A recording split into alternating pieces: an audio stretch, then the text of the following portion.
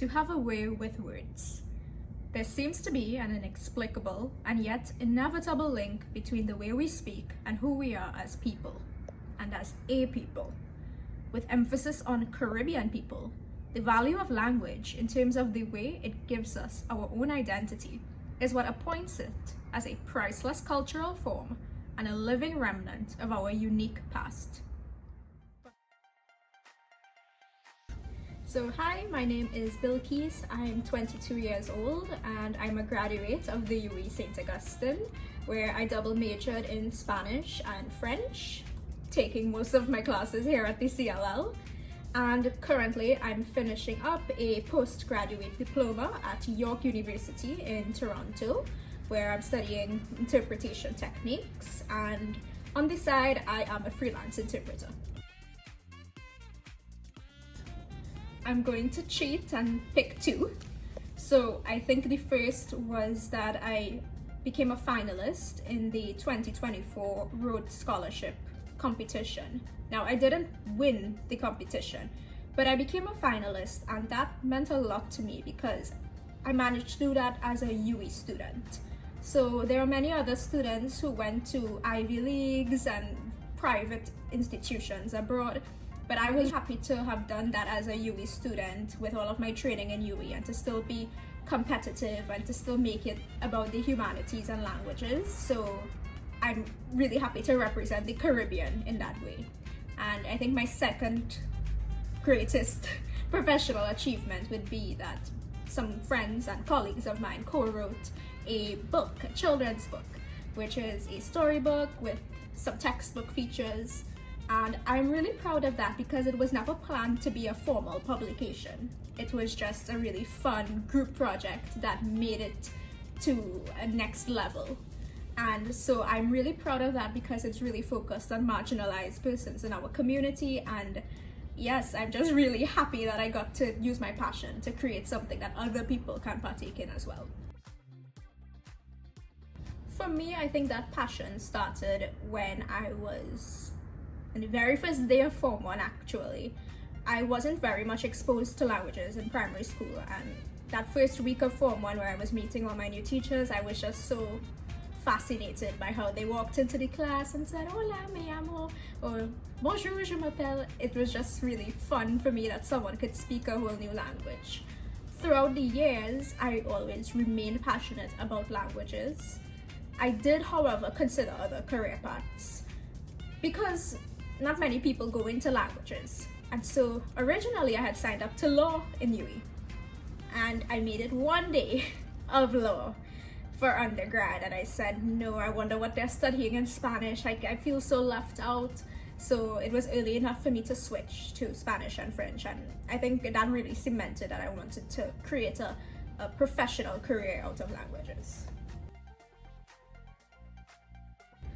I think there are both the expected opportunities, but then the unexpected opportunities. So the expected opportunities, and you would be able to take advantage of it if you're here at UWI, is that there are so many exchange trips, there are foreign students that come to UWI, there are different cultural missions. You would have the ambassadors coming in for things like Spanish Language Day, Francophonie Day, etc.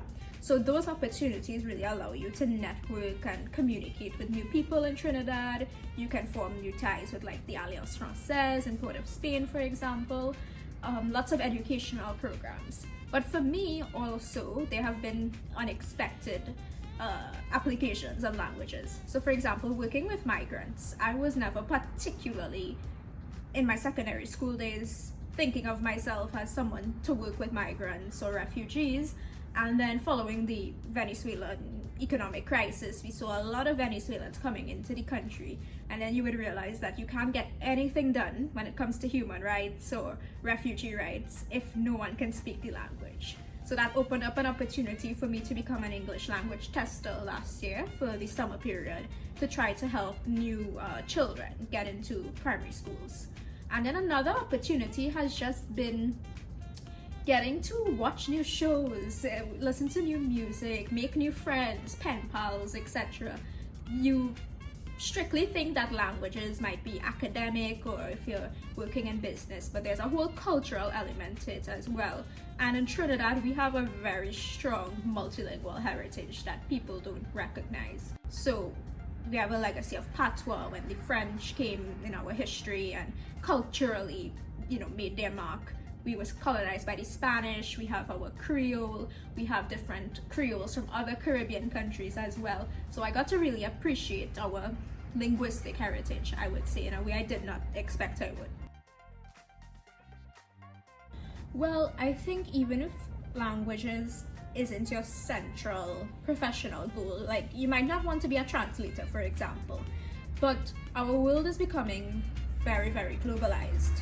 There is the internet, there is improved transport, and no matter what job you're going to have in the future, whether it's business, science, you are going to come into contact with other people from different countries, some of whom might not speak English. And so you're going to start seeing more jobs require proficiency in a second language to make you more competitive, especially as the job market becomes more saturated, not just in the Caribbean, but abroad as well, because of migration. So I would say that it is always worth pursuing a second language, just for the fact that it is going to give you an edge in the job world. But further than that, you might discover new things about yourself and what you are interested in because of languages. Even things like, as I said before, television shows.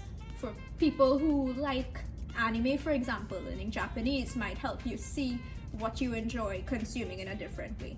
And so you don't have to set your mind to saying, I want a career in languages, but you should be able to set your mind and say, I want to not have monolingualism stop me from what I want to do. So I think if you see it in terms of the practical benefits, you'll start to see more opportunities open up. I have no real complaints about my experience at UWI. And the reason is because, first of all, I got the curriculum I wanted from Spanish and French. So the good thing about UWI is that when you pursue Spanish and French, whether as a major or minor, you are taught in Spanish and in French. In many universities abroad, in more prestigious places even, they don't actually teach you in the language that you're learning. A lot of the time it will be literature focused and you might have a teacher that is instructing you in English. So I like the immersion aspect. And I also liked how many exchange or work opportunities you could get with UWI. Now, unfortunately, I had the disadvantage of being born in the year 2001, which means that my UWI experience clashed with COVID. But for many people now joining in, there are a lot of opportunities to go abroad, to teach English in France, to teach in Colombia, to spend a semester in Spain, and UWI really organizes that program well and your lecturers are behind it.